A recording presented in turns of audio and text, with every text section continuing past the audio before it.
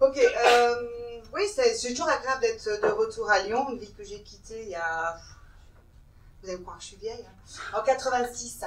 En fait, j'ai démarré dans une boîte de jeux lyonnais qui s'appelait Infogrames, que vous connaissez peut-être.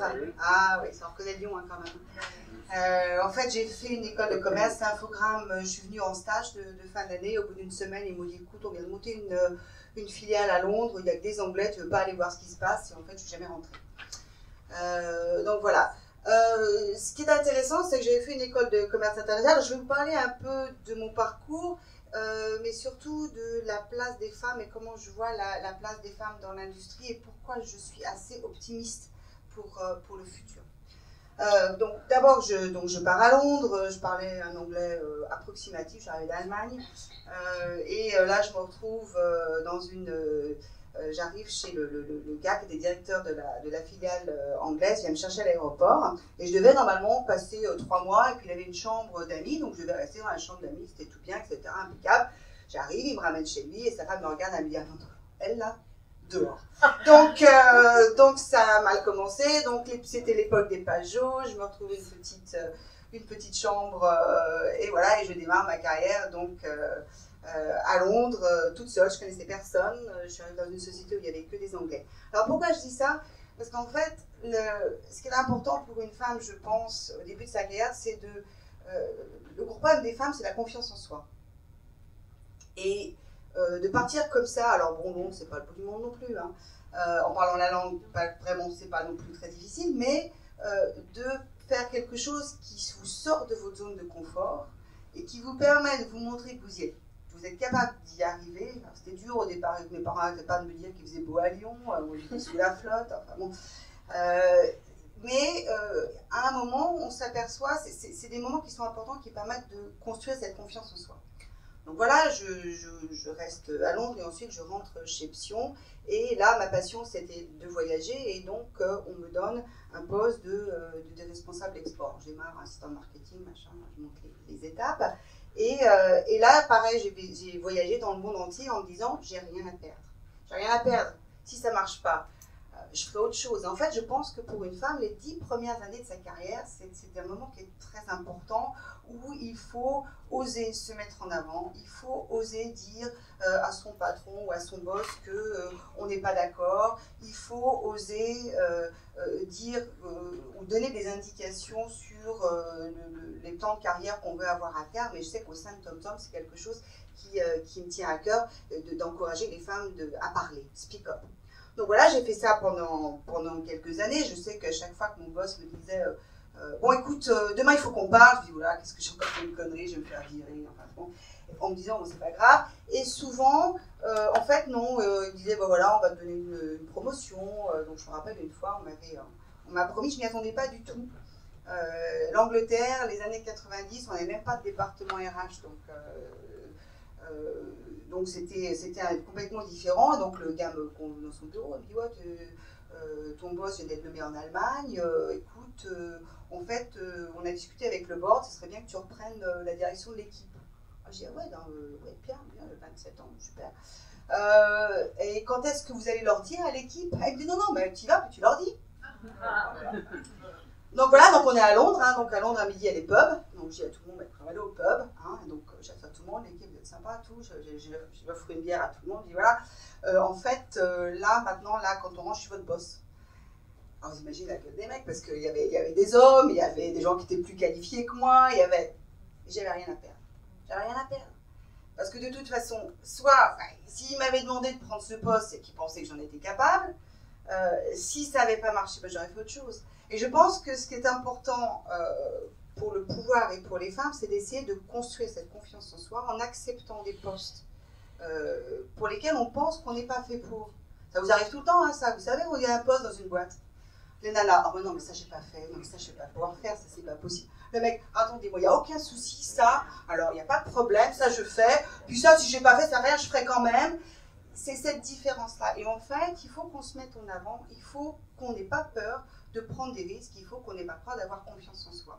Ça c'est la première. C'est des choses que j'ai vécues plusieurs fois dans ma carrière. Donc, et ça, c'est important. Donc, je fais ma carrière, je pars en Angleterre, je pars en Hollande, et on monte TomTom à 4. Trois bons hommes et moi. 2 programmeurs, en fait, qui étaient plutôt techniques. Moi, je faisais la partie commerciale. Au départ, bon, je ne vais pas vous faire l'histoire de TomTom, on faisait des logiciels au départ, etc. Et puis, bon, on est une petite société, on était 4, après on a grandi un petit peu, on était 20, et puis voilà, et puis bon, on sort les fameux Sat-Nav qui, j'espère, ont sauvé de nombreuses discussions dans les voitures avec vos conjoints, maris, frères, sœurs, etc. On a sauvé tous ces mariages, et voilà, et là la boîte part, on passe de 42 millions à 1,8 milliard de chiffre d'affaires en 5 ans, donc c'est vraiment, donc là la tête dans le guidon, je ne me rappelle plus de rien. Mais, et donc là à nouveau, on peut se dire, non mais je ne vais pas y arriver. D'ailleurs je me le disais, ah non, quand on arrive à 100 personnes, j'arrête. Bon, 500 personnes, j'arrête. Bon bah puis après on ne se pose plus la question, parce qu'en fait on s'aperçoit qu'on est capable, et je reviens à cette confiance en soi. Quand on fait, nous les femmes, on a toujours tendance à se rabaisser, on a toujours tendance à aller voir les trucs qu'on n'est pas capable de faire. Ce qui est important, je pense, et dans sa tête, c'est d'aller dans les endroits, les choses qu'on a bien faites, les choses sur lesquelles on a réussi, qui nous donnent cette confiance pour aller prendre les risques nécessaires pour avancer dans notre carrière. Donc voilà, tout ça se passe. Et à 40 ans, je me retourne, il n'y a plus une fille. Parce qu'à 20 ans, on est 50-50, à 30 ans, il reste encore pas mal. Et puis à 40 ans, je me suis aperçue que j'étais toute seule. Et là, j'avais une équipe, donc je dirigeais la partie grand public de TomTom, j'avais une personne, et un comité de direction, et dans mon propre comité de direction à moi, j'avais 8 mecs. Et je me suis dit, il y a un problème. Hein. Parce que si moi, je ne suis pas capable de retrouver des femmes, c'est compliqué. Donc en fait, c'était dont je me suis aperçue, c'est que souvent les femmes, on les perd entre 30 et 40 ans. Et c'est ce que tu disais tout à l'heure, elles sont là, hein, dans l'organisation. Mais elles ont pas levé la main.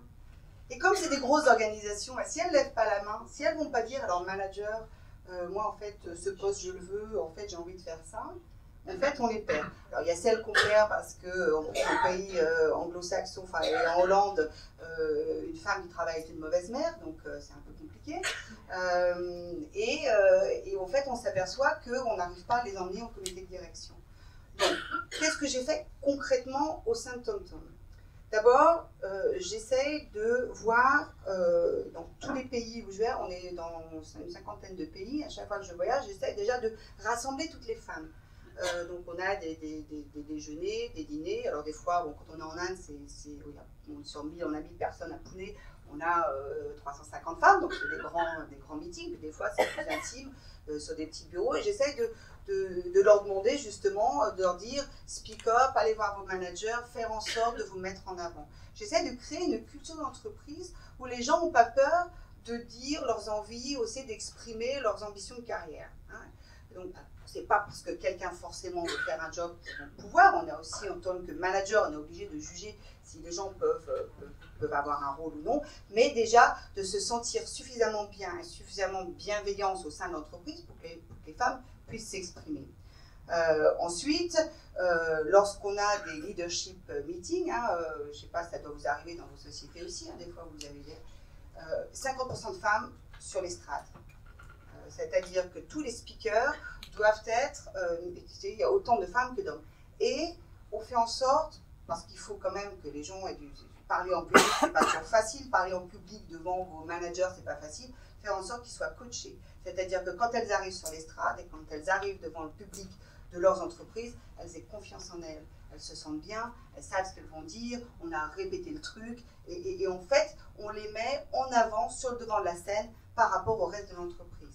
Ce qui veut dire que le reste de l'entreprise les voit des femmes compétentes, intelligentes, c'est l'histoire de Normal Sup, qui étaient des femmes qui sont passionnées par leur métier et qui sont capables de s'exprimer. Et là, on commence à changer un peu la donne. Alors pourquoi est-ce que je suis optimiste ? Parce que le monde va très vite. Et qu'on sait que dans les sociétés, dans les comités de direction ou les sociétés qui ont des boards mixtes, en fait, la performance de la société est meilleure. Donc ça, on le sait, ça, c'est des chiffres, hein, c'est pas du People, il y a des chiffres, on voit, il y a des faits qui montrent qu'une diversité au niveau de l'équipe de direction donne un meilleur résultat et un meilleur retour sur investissement. Donc ça, c'est important. L'autre chose, c'est que ce n'est pas uniquement une diversité au niveau gender, mais je pense que dans un monde qui va très vite, où la technologie va très vite, on est sans arrêt, on parle de transformation digitale, mais le monde est en train de se digitaliser. Et ben, les gens qui sont dans les comités de direction, ils ont mon âge ou un peu plus. Et donc, on n'est pas digitally native. Donc, c'est important que non seulement on ait des jeunes, notamment des femmes, mais aussi des jeunes. C'est-à-dire qu'il nous faut une diversité gender, une diversité culturelle, une diversité d'âge et une diversité socio-économique. Ça veut dire qu'il faut changer la structure. C'est-à-dire qu'on est obligé de changer la façon dont on opère et donc de créer des passerelles, de ne plus avoir cette hiérarchie à l'époque, hein, où vous avez une société, pour prendre du pouvoir, ben, c'était combien je vais manager de gens, après quelle est la taille de ma bagnole, après combien je vais payer, après... C'est fini tout ça.